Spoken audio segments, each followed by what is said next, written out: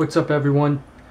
This is the review on Claymore 152, and I would say this is a pretty solid chapter, if not better than last week's. And let's just get started. I already read the whole thing, but we're going to go through a page by page one more time, just to illustrate how this chapter works. And I'm going to review it, discuss it, and point out things that casual readers might have missed out that make this chapter and this series quite amazing. I mean, 152 chapters in, rarely can you get so good a series so quickly. So quite a lot of applause, Claymore, and it's very strange how this series works. Let me just tell you that, because I feel like the whole thing has been one giant arc leading up to this scene and this battle, which is almost like the season finale episode of the best season, if you were to equate this to a TV series, because you have the strongest two characters as of yet in this whole universe fighting each other. Obviously there's the hinting that the dragons, or maybe even that dragon that Claire released, or the dragons outside of this little island, are on a completely different level. We don't know. Probably not, because they're researching these like explosive and very dangerous, high risk ways to win the war on this island. But again, I'm hoping you guys have read the chapter already, so nothing will be spoiled. But let's just get started. Page one's pretty simple, you know. Strongest number one ever. I didn't really think that Teresa was the strongest number one ever. I thought like potentially there's other stronger number ones, but apparently, you know, in this chapter it reaffirms that Teresa of the Faint Smile is the strongest. Anyhow, we have a very interesting thing going on here. So the author could have played this very differently for the last few chapters. He could have made it so that everything that she absorbed was taken in, and she was made stronger.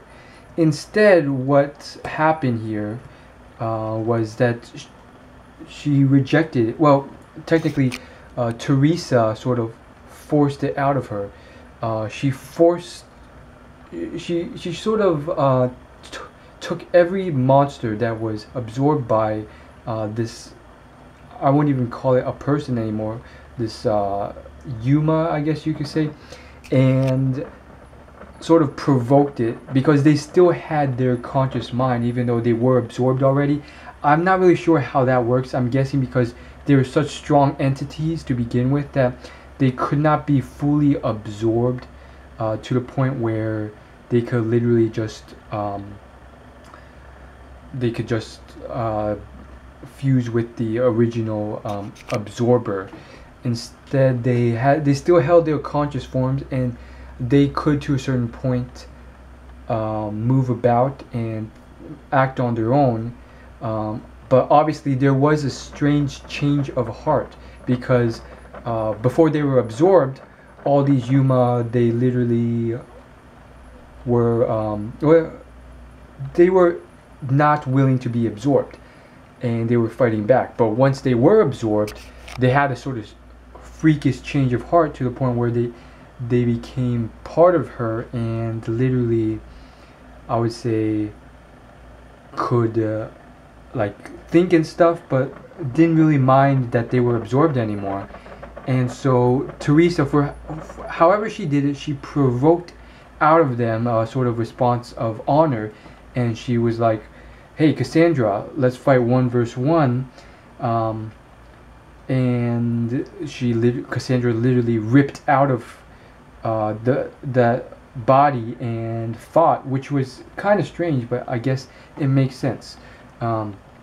Anyhow, we're on to page 4 here, and Teresa does a very strange thing. She says, this isn't, she pretty much says, this isn't a time to finish her off, because that's against my attitude. I don't fight people who are weaker than me or at a disadvantage, and I don't use dirty tricks to defeat people. I personally, I mean, I respect that and everything, but you gotta realize that there are situations where you have to use dirty tricks. But again, this is one of them that I'll let Teresa slide because um, she seems to imply that she's on a much stronger footing and she's able to handle it. And in those situations, sure, you want to retain your honor. In the real world, though, if you keep up with this honor charade forever, it could work. But if you're born in an environment where it's a life or death, and you have to use dirty tricks either to survive or kill or prevent yourself from starving, that's a different situation, and honor goes out the window.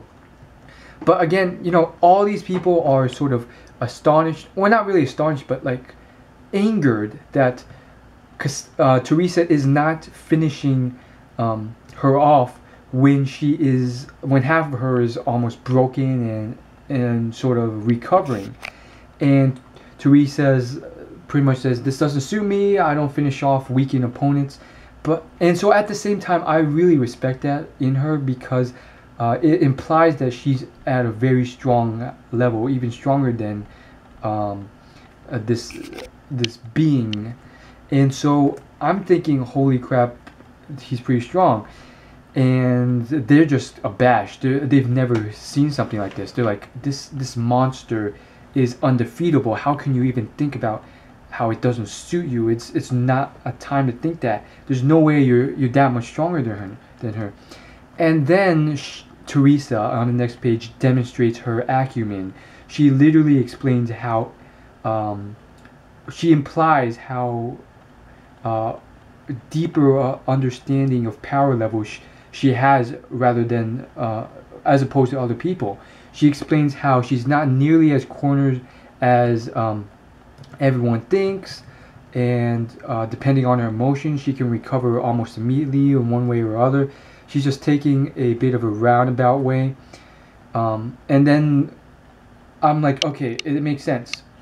So she's not, although it looks like she's weakened and at a vulnerable place, it doesn't mean that she can't recover instantly if she wants to.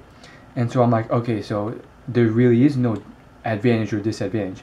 But then in the next panel, the girl responds, then all the more reason to kill her, which confused me because I was like, okay, I thought there was no disadvantage. So that kind of implies that maybe the roundabout way was, because she chose to use the roundabout way, she can't change that, and therefore she is screwed and is at a disadvantage. And so it's very interesting, and I want to pause real quick to talk about something at the very start of this whole chapter, which was a remark made, and the remark made was that, is this Claire's awakened form? So I found that very fascinating because obviously ever since Claire revealed how she was different, having used pretty much Teresa's flesh rather than half of Yuma's flesh, she was very unique. And obviously myself as well as many readers were rooting for the whole idea that Claire would have some special ability because of this, and all the more reason to, because of all the backlash she got and the bullying she got for being a quarter Yuma rather than half Yuma and being one of the weakest. And so I'm very surprised. Now we don't know, it's not confirmed, but potentially it could mean that this is Teresa is in fact Claire's awakened form, although in this chapter it sort of implies that this is like a one-time thing, because literally Teresa pretty much says farewell to all Claire's friends after meeting them. So it's kind of like it is a one-time thing. And although it's not confirmed, we don't know for a fact that it is, because remember that time when Claire almost awakened? She looked nothing like Teresa at that point. She looked like a freaking Yuma, an awakened being. So that sort of implies that possibly this is either a one-time awakened form and not Claire's real awakened form, but we don't know. In addition to that, like, I find, like, literally, I very much like Teresa's whole personality. This author of Claymore does a beautiful job of uh, depicting different personalities, despite the fact that all these females kind of look the same. I mean, sure, he does his thing to differentiate them with the scars and the hair, but still they look pretty much the same. And I very much like how he accentuates the personalities to make them different and very unique and interesting. So obviously, you know, Teresa's always been known as this sort of motherly, almost omniscient, all-powerful creature. But obviously with her flaws, like if she wasn't flawed, she wouldn't have died. But at the same time, you know, it just illustrates it. Let me just read out this dialogue. She says, "Hey, it's fine, isn't it? This is a rare opportunity. I've wanted to meet Claire's friends and have a good talk with them after all." It's just a very lackadaisical personality. Like she's so powerful and she's fighting this like monstrosity, this like probably the strongest being in the Claymore universe as of so far, and yet she's just like so lackadaisical about it. She's like, "Oh, this is a rare opportunity. Let's chat for a moment while she rebuilds her strength."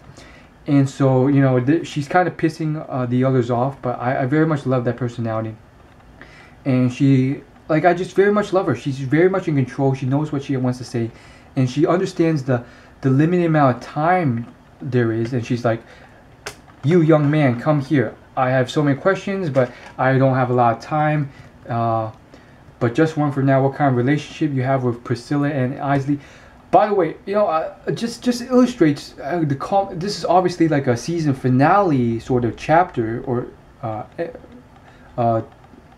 several of these chapters are sort of like a season finale. But it just illustrates how great this series is. It's another thing. Like, once again, I want to tip my hat off to this whole idea of that whole relationship he had with Isley and Priscilla. And in this chapter, more of it has been elaborated. 7 years ago, they were picked up. You know, he didn't realize that they were not ordinary people. He learned swordsmanship from a limitless Isley. Like, think about that. What if you had a swordsmaster who's, or someone who taught you like fencing or some sort of fighting style, and like, no matter how much you progressed, your teacher seemed to have limitless potential. Like, you could never be defeated. Like, I'm almost never seen that, even in professional sports. Like, I've never seen that. Like, sure, like, they almost seem limitless, but then, like, when you see them face off against, like, other people, or once in a while you see, like, even professionals have errors, but this guy, Isley, like, he had a limitless swordsman potential. And, I mean, this chapter, it just elaborates, again, I'm on page 8, it just elaborates how great it is, like this whole relationship. Like, I just love that whole idea of someone very strong befriending someone who's very, very weak. It's just like, he doesn't have to do that. He could have just like killed him, and he doesn't do that. And so, long story short, you know, you have Isley here, and Isley, obviously, it turns out, you know, he was bested by Priscilla, so he had to bow down and pretty much become her servant. Which was a huge like wine bag, because we all thought at this point that Isley, being the male, almost like the husband, that Priscilla was weaker, but it turns out it's flipped. And so he was teaching, you know, he was teaching him how to kill Priscilla all this time, but then his objective changed. His objective itself changed, but his objective didn't change, his meaning changed, and now Isley wants to kill Priscilla, not for his own sake, but for Priscilla's sake, which was quite stunning. Like, honestly, in itself, it's somewhat sad. So again, it implies a lot of stuff, because obviously this whole thing's going to end, but then this whole larger arc's going to start eventually after this, which is that whole conspiracy theory with like the whole war going on outside this island. So like, what's going to happen? Are they going to create another Priscilla, knowing how screwed up she was and how her human self resented herself and wanted her to end her life?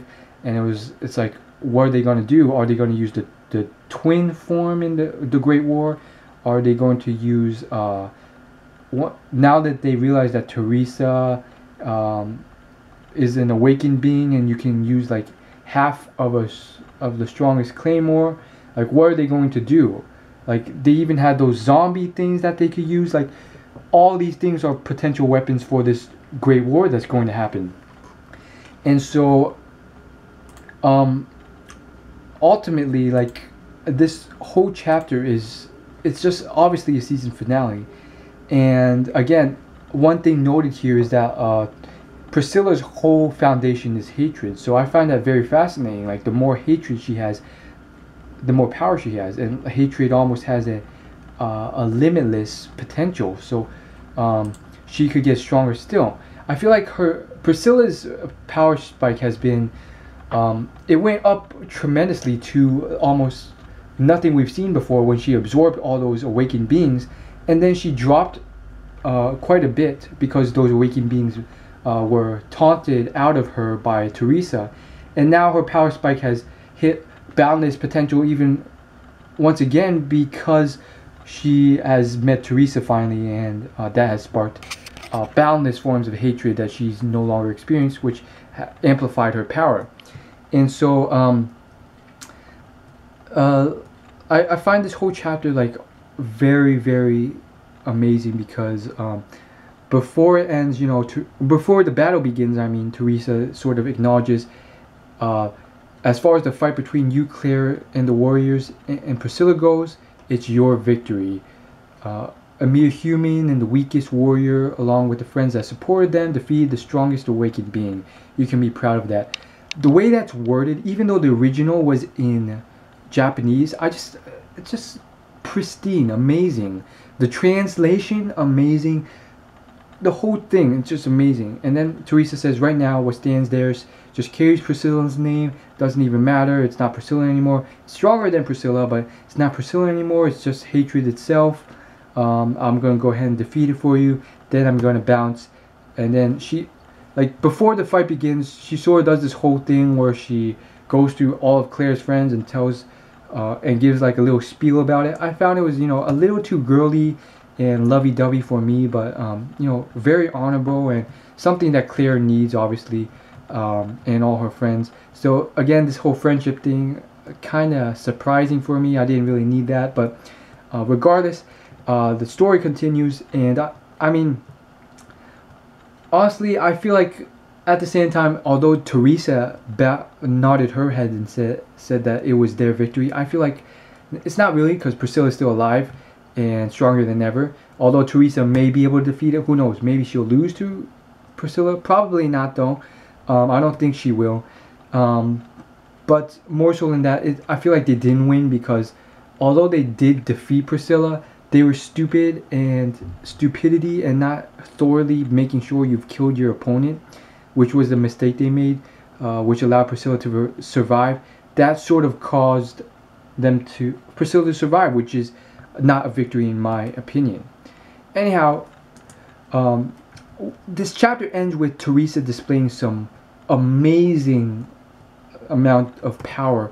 She uses a mirage technique that wasn't really a mirage technique. It was literally simple evasion.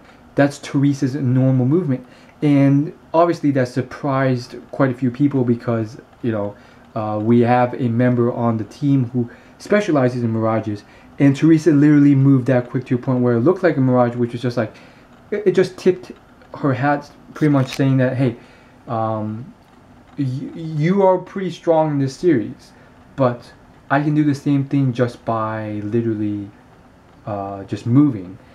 And that just sort of like stunned them in the silence. In addition to that, you see this like amazing stuff, like her with her brute strength cutting off Priscilla's arm, and obviously Priscilla has massive regeneration capabilities, somewhat like in the Hercules movies with that dragon, but it's ridiculous. Like this whole fight, because Priscilla is on a completely new level. It's like Priscilla is literally like freaking like on a hatred level times 10. She's literally stronger than anything you've seen since this point. Like Priscilla has not been this strong ever, because of her hatred for Teresa and Teresa being right there. So she's on a completely different level, and they're fighting and stuff. And like, what's even more amazing is that Teresa is literally showing how she can just see techniques and mirror them, or at least try and mirror them, and put her own flavor on them. So you see in this chapter, Teresa literally uses Cassandra's whole dust eating technique just from seeing it once, or her own form, and that's just literally amazing. And you obviously you see Priscilla doing this like massive regeneration stuff to combat that on a completely different level than we've seen before, because not only does she regenerate, everything she regenerates is like 10 times as strong as it was before. You see her arm get chopped off, 10 arms sprout in its place. You see the leg get chopped off, 10 legs get chopped. An ironclad leg gets created in her place. It's literally obnoxiously crazy. And in addition to this, it's like, holy freaking crap, Priscilla is on a completely different level now. And already, like even before this, Priscilla was stronger than Isley or any of the other awakened beings. And so finally the series ends with all these Claymores coming here literally just to watch the fight, because they want to see the strongest abyssals fight it out, which is amazing on its own. And that ends the chapter. Honestly, I love Claymore. It's kind of disturbing, which is kind of why it's hard for other Americans or other people to get into it and convince them to get into it, because like, I'm not gonna lie, a lot of the awakened beings and abyssals are kind of disturbing and screwed up, how humanistic they look, and at the same time how screwed up they look. And so it is somewhat hard to get into just because of how weird it is. But if you do get into it, like, it's such an amazing thing. And I thank you all who actually are caught up with me, and thank you guys for following up with it. And as always, share this video with someone, because I want to grow my following. And as always, like, favorite, comment, subscribe. Thanks for watching.